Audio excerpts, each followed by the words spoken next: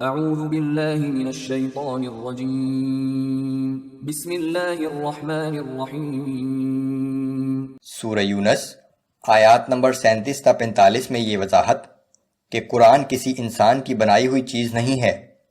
اس کی پیش گوئیاں پچھلی کتابوں میں موجود ہیں۔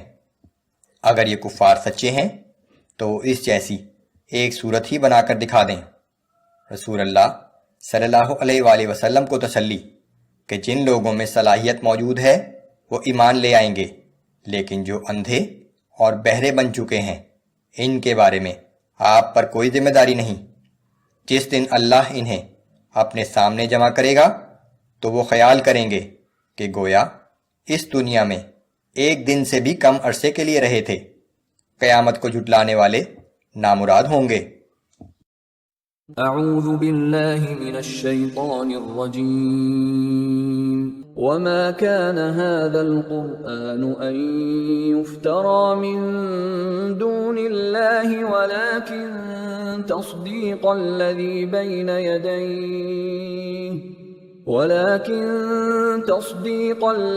بين يديه وتفصيل الكتاب لا ريب فيه من رب العالمين۔ یہ قرآن کریم ایسا نہیں جسے اللہ کے سوا کوئی اور اپنی طرف سے بنا کر لا سکے، بلکہ یہ تو ان کتابوں کی تصدیق کرنے والا ہے جو اس سے پہلے نازل ہو چکی ہیں، اور احکام شریعہ کی تفصیل بیان کرنے والا ہے۔ اس بات میں کوئی شک نہیں کہ یہ رب العالمین کی طرف سے نازل کیا گیا ہے۔ ام یقولون افتراہ، کیا یہ لوگ کہتے ہیں کہ اس قرآن کو رسول اللہ صلی اللہ علیہ وآلہ وسلم نے خود ہی بنا لیا ہے؟ قل فأتوا بسورة مثله وادعوا من استطعتم من دون الله إن كنتم صادقين۔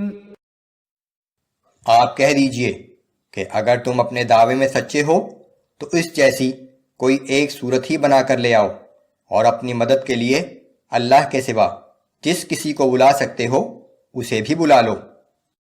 بل كذبوا بما لم يحيطوا بعلمه ولما يأتهم تأويله۔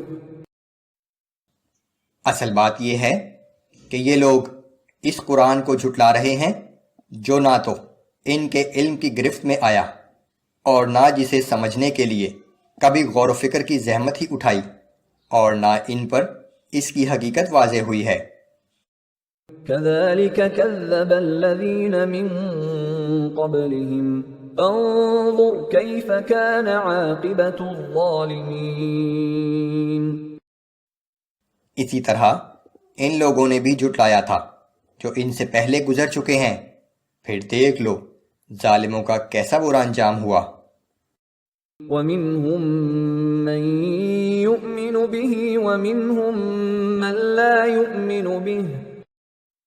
اے پیغمبر صلی اللہ علیہ وآلہ وسلم، ان میں سے بعض لوگ ایسے بھی ہیں جو آئندہ اس قرآن پر ایمان لے آئیں گے، اور بعض ایسے ہیں جو اس پر کبھی ایمان نہیں لائیں گے۔ وَرَبُّكَ أَعْلَمُ بِالْمُفْسِدِينَ۔ آپ کا رب ان مفسدوں کو خوب جانتا ہے۔ وَإِن كَذَّبُوكَ فَقُلْ لِي عَمَلِي وَلَكُمْ عَمَلُكُمْ۔ اے پیغمبر صلی اللہ علیہ وآلہ وسلم، اگر یہ لوگ آپ کو جھٹلاتے رہیں تو آپ ان سے کہہ دیجئے کہ مجھے میرے اعمال کا بدلہ ملے گا اور تمہیں تمہارے اعمال کا۔ أَنْتُمْ بَرِيئُونَ مِمَّا أَعْمَلُ وَأَنَا بَرِيءٌ مِّمَّا تَعْمَلُونَ۔ جو کچھ میں کر رہا ہوں اس سے تم بری الذمہ ہو، اور جو کچھ تم کر رہے ہو اس سے میں بری الذمہ ہوں۔ وَمِنْهُمْ مَنْ يَسْتَمِعُونَ إِلَيْكَ۔ اے پیغمبر صلی اللہ علیہ وآلہ وسلم، ان میں سے کچھ لوگ ایسے ہیں جو بظاہر تو آپ کی باتوں کو بڑے غور سے سنتے ہیں، أفأنت تسمع الصم ولو كانوا لا يعقلون؟ لیکن کیا آپ کسی بہرے اور عقل سے محروم شخص کو اپنی بات سنا سکتے ہیں؟ وَمِنْهُمْ مَنْ يَنظُرُ إِلَيْكَ، اور ان میں سے کچھ لوگ ایسے ہیں جو بظاہر آپ کی طرف غور سے تکتے رہتے ہیں۔ أَفَأَنْتَ تَهْدِي الْعُمْيَ وَلَوْ كَانُوا لَا يُبْصِرُونَ؟